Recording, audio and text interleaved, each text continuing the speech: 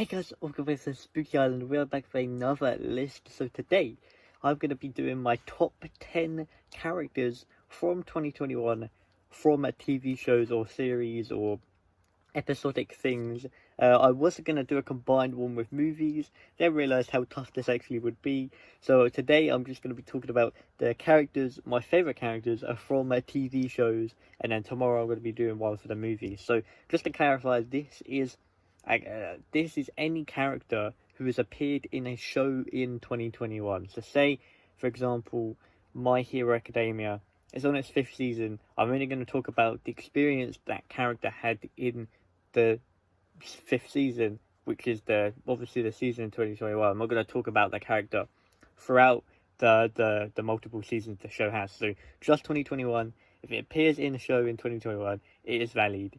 So without further ado, let's get started. So number 10, we have Hawkeye. Now, I was very impressed with how they done his character in Hawkeye. He went from being one of my least probably favourite Avengers to one of my most, just because he is so humanised in the show, and he is so down to earth and so grounded that he has his family, and he is still this character who doesn't have superpowers, and he's still like so cool. They make him so interesting and so cool. I really liked how they done Hawkeye in this show.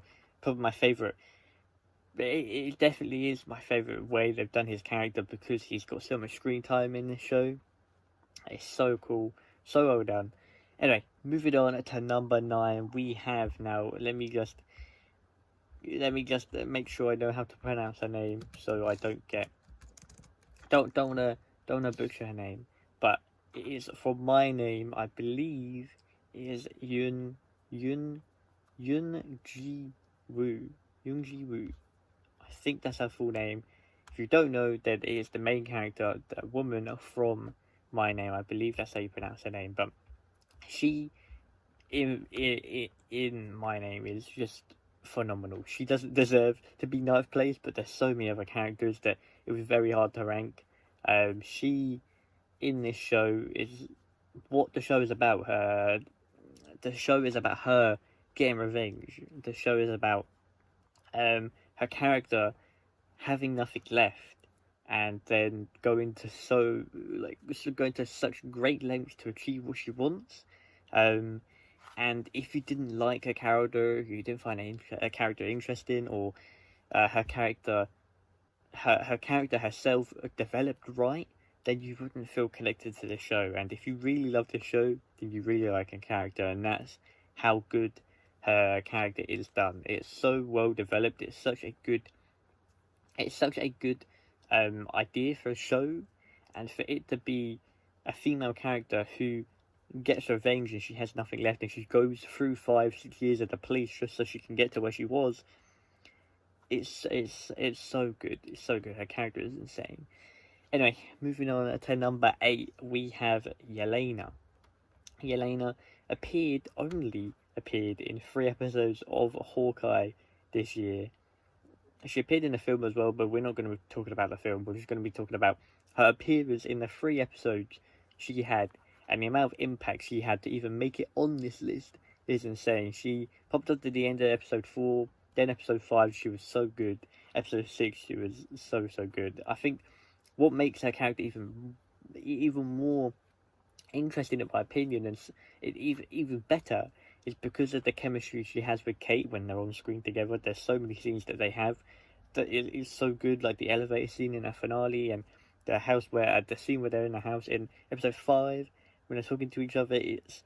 Her character is so good because she is set out to do one goal, like she's always been trained to, and she doesn't care what stands in her way. And there's this girl called Kate who is always there, and her when she makes like a dramatic exit, or like her fighting skills, or just her character in general, is such an out of the box idea for a character. And I'm so glad that they have gone to Yelena as the next Black Widow. So cool. Really cool. Really love a character. And yeah, moving on, we have number 7. We have 067 or 67 from Squid Game. You know who I'm talking about. She just deserved to die. She didn't deserve to die. She is this high on this list because she is definitely, for the whole series, she was definitely the one that I wanted to win.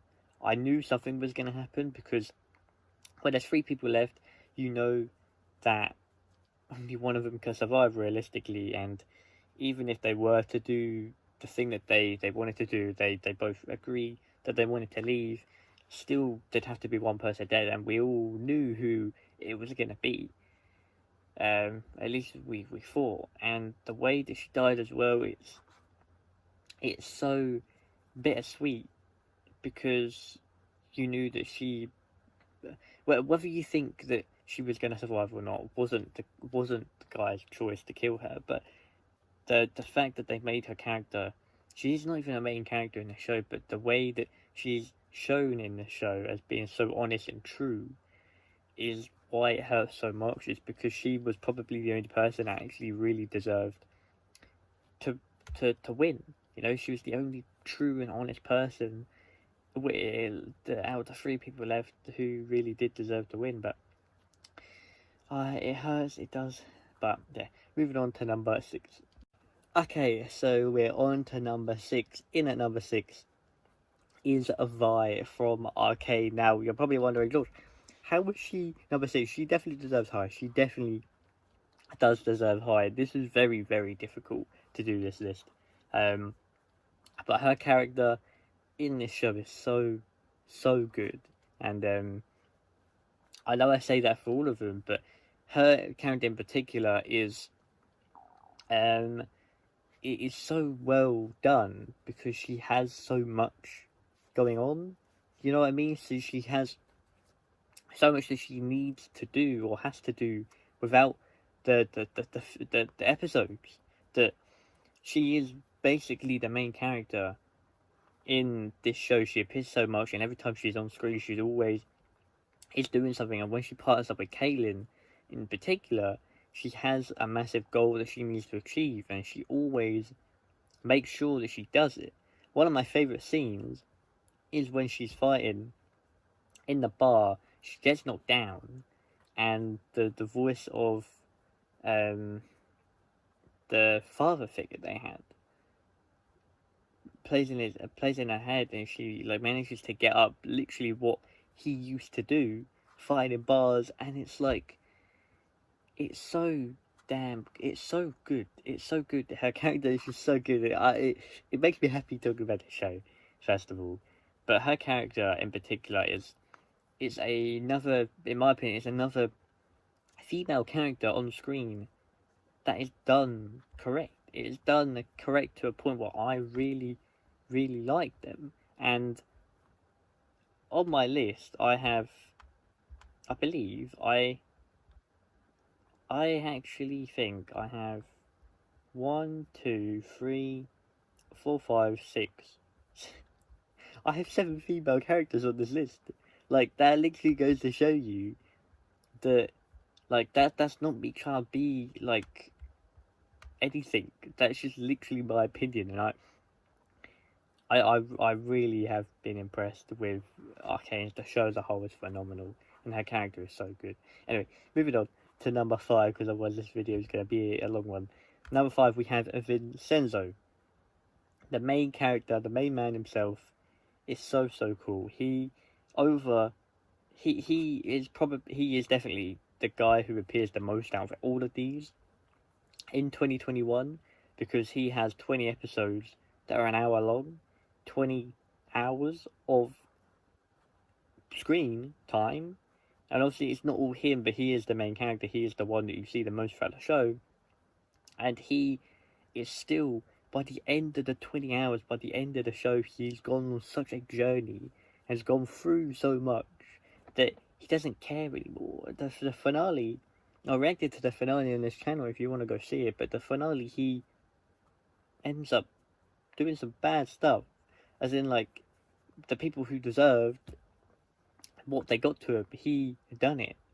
And, like, a character like that is so good because they don't have any chains on them anymore, if that makes sense. They've been stripped of everything they've cared about, mostly, and by the end of the show, they are just they don't feel anything, and that is why his character is so good. Because, like I said, by the end of the 20 episodes, he's still so like interesting. His character is still so good, and it's so it's just really really cool. Anyway, moving on to number 4, we have Kate Bishop. Now, I will go off and say that her character is one of the best representations I've seen from the comics. Her character I knew it was going to be good when Hayley Steinfeld was cast, because she is one of my favourite actresses in terms of the amount of stuff she has done. I couldn't think of anybody else being Kate Bishop, and when they cast her, I was so happy. But the way that she is taken or adapted from the comics into her character on screen is literally perfection.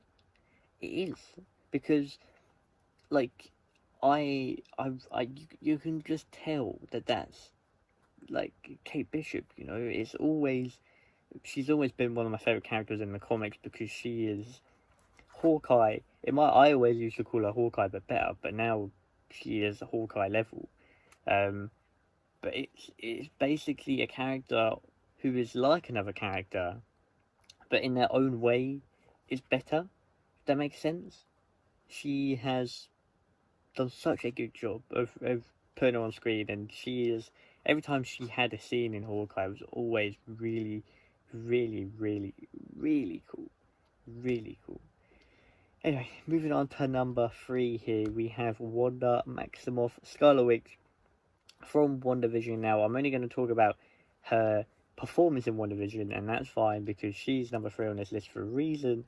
This was a very hard list to do, but overall, the whole journey that her character goes through, and the way that she's played through Elizabeth Olsen, first of all, is Emmy worthy, and she got an Emmy nomination, sorry. She deserved to win, in my opinion, but that's fine. Because of how well her character is shown in this show, and the amount of trauma and guilt and just everything she goes through to create something like the Hex, it is just so it's so well paid off by the end of the show, when you know what happened and you know everything that she has been through as a character, and on the other side she comes out as one of the most powerful Marvel characters. It is really only a good thing to have that done to her character. And like I said, the performance by Lizzie is so cool, so good, so well done. Again, another character from the comics who is so well adapted, and we got a lot of little teasers throughout the MCU about what she can really do, and we then end up seeing it, and it's so cool. Anyway, on to number 2. Okay, so we are on to number 2, and it is, I don't know if you have guessed, but number 2 is JINX. Now, this is a very, very close tie-up. For me, personally, I think that JINX character, I can talk about JINX throughout the whole show, because the whole show is in 2021, as opposed to the character who was in the first place, but JINX is one of my favourite characters, just of all time, just because of the amount of development, first of all, she goes through, from being Powder and JINX, and the payoff you get at the last 15 minutes of finale really does show the depth of her character, and what she actually does go through. And I put down here that every time she did appear on screen, you really, really saw the amount of the amount of worry and nerves and excitement you get when she is on screen. But then when, for example, like I say, the finale, the first time I watched that, I had no idea what was going to happen, and for a character to have that much power when they're on screen, there's only a few characters for me that are at that level. And again, she is not the main, she is the main character, but she's not, because she's not on screen. enough to be classed as a main character, but then she is the reason that stuff happens in the show, so then she is a main character. You know what I mean? The way that she transitions from Powder to Jinx in the show is just one of the best origin backstories I've seen, and I have just never been so impressed with the way a character is developed over episodes, and I have never been so pleased with how a character looks at the end of the show, because instead of it being like a journey, it's a journey but kind of backwards, you know, because she starts off as this little innocent girl, and then she ends up being this just monster of a person who is perfect for her character.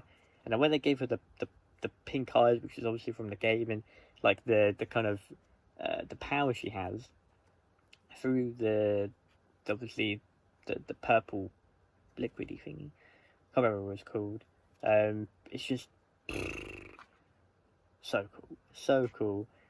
Anyway, we are moving on to number 1, and in first place this year, if you haven't guessed yet, I guess you haven't seen the show, but the first place is TOMURA from My Hero Academia. Now, he obviously has appeared in multiple seasons of the show, but season 5 is what come out between March, I believe, and September, October.